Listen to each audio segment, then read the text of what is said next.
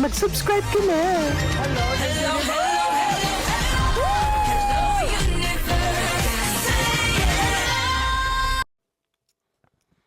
Hello mga buweks! Magandang araw sa inyong lahat. Galaw-galaw para hindi mo pa imburnal.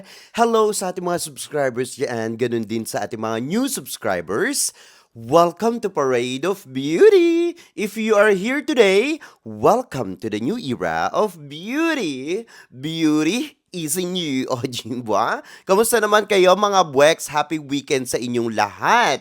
Hello po sa mga nanonood dyan. Please don't forget to subscribe to my channel. Click your notification bell para mas updated kayo sa ating mga chika everyday and night sa mundo ng pageantry. And please like this video. Maraming salamat po sa mga nag-likes. Ganun din sa mga nag-fishing. Charot! Thank you sa mga nag-like, sa mga hindi pa nagla-likes dyan. Galaw-galaw para hindi may stroke, di ba? Para hindi mapaimburnal, di ba? Hello dyan, kamusta naman kayo? Ano, sagot? Charito, hindi ito live. Anyway, eto na mga buweks, no? Huwag na tayong patyumpik-yumpik pa. Congratulations naman dito sa ating reyna sa Miss International Queen of Philippines. Ayan, no? 2025 Top 22. Ito natutuwa ako dito sa ano na to, sa babaeng ito, no? Nakapasok siya ng semifinals, ayan, sa top 22. Si Carla Chloe, ayan. Anoya, ang kanyang last name. Natutuwa ako sa performance niya. Parang aliw siya, no? Nakakaaliw siya. Gusto ko yung personality niya. But anyway, eto nga, appointed siya to represent the Philippines for Miss Equality World 2025 that will also be held in Thailand daw. Ay, ang taray! Sa Thailand siya lalaban kasi nung lumaban dyan si Ann Patricia Lorenzo, sa Indonesia siya, ayan, no, lumaban. Kumbaga naganap yung papageant na yan. Well, congratulations sa kanya, nakakatuwa naman, ayan. At saka ang ganda-ganda niya, ha, in fairness. Maganda itong si Carla Chloe. Gusto ko yung beauty niya at saka yung personality niya. So, kudos, ayan, susuportahan natin yan at aabangan natin yung kanyang mga pasabog at yung kanyang laban sa international pageant, di ba? Talaga naman ang Pilipinas ay hindi nauubusan ng mga magagandang kandidata sa international pageant, no?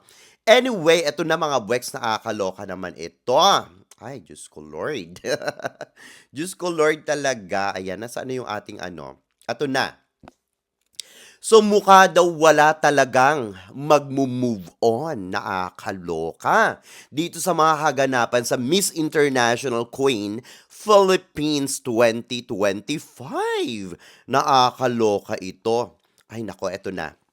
Isa sa mga official judges daw, ayan no, hindi nga daw nabasa ko, ay nagsalita na tungkol sa dayaang nangyari sa Miss International Queen 2025 Coronation Night nung nakaraang araw lang, no?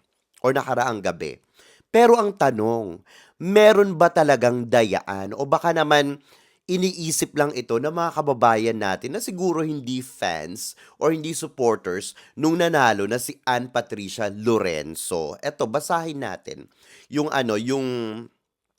ibinuga ng isa sa mga judges, no, talagang malaman sa malaman talaga ang kanya mga bugahan, ang tapang. Kudos naman kay Sir or Dr.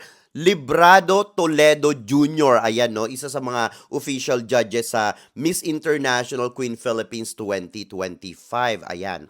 Ang sabi niya dito, isiniwalat niya nga, no, yung kanyang saluubin sa nangyaring deliberasyon sa kompetisyon. 'Di ba medyo matagal na i-announce yung winner sa kompetisyon kasi nga nagkaroon ng deliberasyon. Etong sabi niya, whoever said that last night was just a cooking show for Miss International Queen Philippines 2025, you are wrong. Ayan ang sabi niya.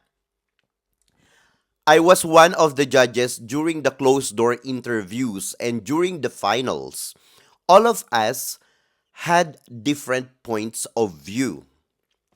My personal favorites were Michelle Bermudez, Kirk Vertudazo Popiolek, Mikay Bautista, and Ann Patricia Lorenzo Diaz. And last but not the least, the candidate who's a cancer survivor. During the closed door interviews, I could truly feel and see who could best represent the real essence of Miss International Queen Philippines. Someone who embraces the responsibility of sisterhood and family, and someone who embodies a unique story. A transformative person who brings not just beauty, but a genuine heart. And that, for me, was the contestant with brown skin, a shaved head, and a story of who physically and mentally abused Cataluna Lenon Brown. Ayan yung, yung kandidata. Isa sa mga kandidata dyan sa coronation no, ng Miss International Queen Philippines 2025. Yung nabanggit ko sa inyo, yung naka-live tayo na ballhead siya. Yun pala yung dahilan. So, kudos sa kanya. So, on finals night, the top 5 truly shone. And with no bias, they all did great during the Q&A. Yan din naman yung sinasabi ko sa inyo mga Bwex. Dito sa top 5, wala ka talaga maitapon sa kanila. Magaganda talaga yung mga sagot nila. Pero syempre, ayun nga, kaya nanalo si Ann Patricia Lorenzo. Sa opinion ko lang ha, tingin ko talaga, siya talaga yung pinili ng mga judges, mga Bwex. Kahit na sabihin nating gustong-gusto natin si Kirk Popiolek, pero hindi naman talaga tayo judges, di ba? Sinuwerte lang tayo dahil nga naanlagay natin sa top 5 natin, sa hot picks natin, yung talagang 5 na nasa top 5 ng Miss International Queen Philippines 2025, no? Pero hindi pa rin tayo yung mga judges. So kahit na ipilit natin si Kirk, wala talaga tayong magagawa, mga Bwex, di ba? So eto na, to be fair to the organization, for the first time ever, we were called for a deliberation after the closed-door interviews and asked to vote for who would be crowned. Ayan. Everyone in the room, including my friends Mr. Gap and Dr. Kamal from Thailand, had their say. They explained clearly that popularity is not an edge. Ayan ang sabi. So we trimmed down the choices to those who showed real character, humility, and a willingness to carry the responsibility, not just use the platform. Ayan ang sabi niya. The votes came down to Patricia and Mikay.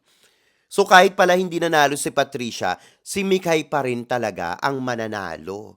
Parang ganun. So talagang siguro hindi nila talaga bet nung gabing yun, no? Or hindi nila nakita yung hinahanap nila, hindi naman sa hindi bet. Panigurado bet. Kasi nga sabi niya, di ba, isa sa mga favorites niya, si Kirk Popiolek. Siguro hindi lang nila nakita yung hinahanap nila talaga at saka nung organization kay Kirk Popiolek nung gabing yun. So, ayun. I voted for Mikay, but Patricia is truly deserving and ready for the crown this year. If given the chance next year, and if the stars align, I will still vouch for Mikay. O, diba? Talagang gustong-gusto niya si Mikay. In fairness naman, ang ganda talaga ni Mikay at saka ang tangkad niya. So to those who feel entitled or don't understand how pageantry really works, eto na. I suggest from your own pageant and create your own organization. Pak! Ganern! O Jivan Charay ng bugahan ni Dr. Ni Dr. Toledo Jr. Jivan, nakakaloka. Naglabas na ng saloobin kasi nga ayan, binabash na rin sila, no? Pero medyo na-confuse lang ako mga Bwex. So, konting-konti lang ha. So, if that's the case pala, then parang sana pala next time, wag na magkaroon ng deliberation, di ba? Deliberation na.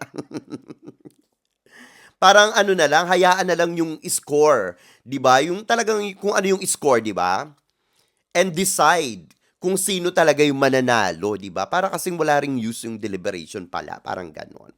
So, paano na lang yung mga tao, Halimbawa, dun sa sinabi ni Sir ni Doctor, ayan, sa huli, yung sinabi niya, to those who feel entitled or don't understand how pageantry really works, I suggest from your own pageant and create your own organization. Dun sa part na yun, talagang medyo mabigat. Pero which is may point naman din siya, no? Kung ganun pala, paano na lang yung yung sinasabi niyang yung mga tao na, alam niyo yun, dun sa part na yun ato lang yung opinion ko.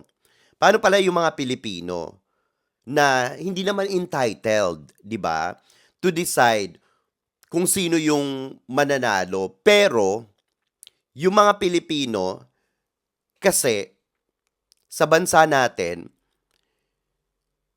syempre, yung mapipili nilang winner, kumbaga magre-represent ng ating country, 'di ba, sa international pageant. Paano na lang pala pag nag-turntable? 'Di ba mga buweks, paano na lang halimbawa, sinabi ng mga tao, okay, sige, gumawa ka ng sarili mong country, gano'n, 'di ba? And yung winner mo to represent yung country mo, 'di ba? Just to make your statement, parang gano'n, even. 'Di ba? Paano pala pag nag-turntable? Kung sinasabi ni Dr. Toledo na, which is my point naman siya, no, na yun, mag-ano ka ng sarili mong organization and winner to represent yung country. Paano pag binalikan siya ng mga, alam mo yun, ng mga bashers, hindi naman bashers, ng mga masasamaan loob ngayon. 'Di ba? Ayan, gumawa ka ng sarili mong bansa and kumuha ka ng sarili mong winner to represent your country, 'di ba? So, parang wala lang, naisip ko lang, 'di ba? But anyway, kung ganun pala, dapat pala wala ng Q&A sa top 5. Charot. Sana nag-close na lang sila, deliberation na lang sila, no? Para saan pa kasi yung wala lang, parang naisip ko lang, para saan pa yung mga judges? Parang naisip ko, ano kaya yung kinalaman ng interview or ng closed door interview sa winner? Kasi ang pagkakaalam ko sa pageant, ang closed door interview, yan yung yung way or paraan para makapasok sa first cut yung kandidata, 'di ba? Sa first cut pa lang. Tapos doon naman sa sa susunod na cut, yun naman yung kung paano sila magpa-perform sa casual interviews, sa swimsuit, at saka sa evening gown. 'Di ba? Ganon. Ganon yung pagkakaalam ko sa sa isang pageant. Medyo na-confuse ako ng konti. Pero kung may ibang rules yung flow ng ng competition, kung may ibang flow or rules yung organization ngayon na Miss International Queen Philippines 2025, wala tayong say dyan, mga buweks. Yun lang, di ba? Kasi syempre yung may-ari ng organization, siya pa rin yung may karapatan. Kaya, kumbaga may karapatan siyang i-navigate kung ano yung gusto niya mangyari doon sa kanyang pageant. Regardless kung ito yung alam natin sa mundo ng pageantry. So, depende. Katulad na lang sa Miss Universe Philippines, diba? Kumbaga, meron pa ring runners-up. Dito sa Miss International Queen, walang runners-up.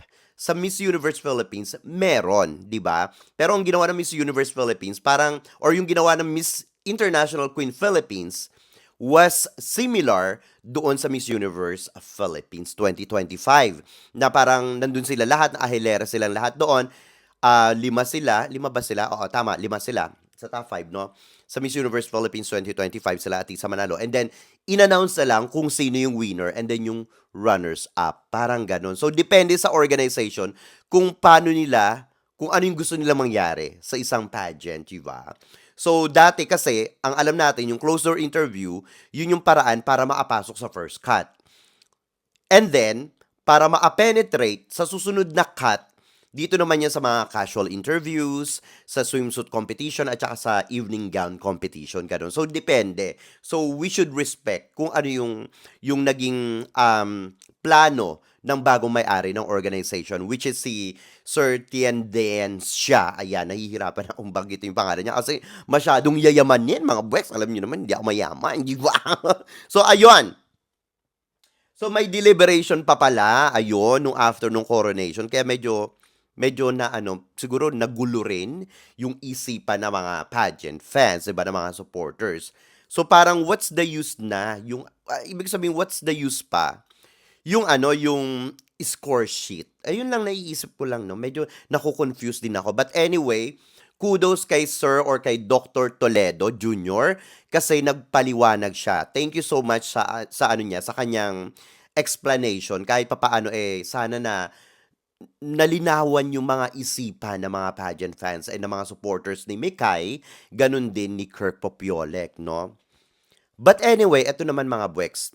Si Mikay nga, nag-send siya ng heartfelt congratulatory message to Anne. Ayan, to Anne Patricia, no? Nakakatuwa naman. Ayan, ganyan din yung ginawa ni ano, ni Kirk Popiolek, no? So talagang tinanggap nila yung kanilang defeat. Ang sabi niya, to our new Miss International Queen Philippines, Anne Patricia Lorenzo Diaz, congratulations, you deserved it.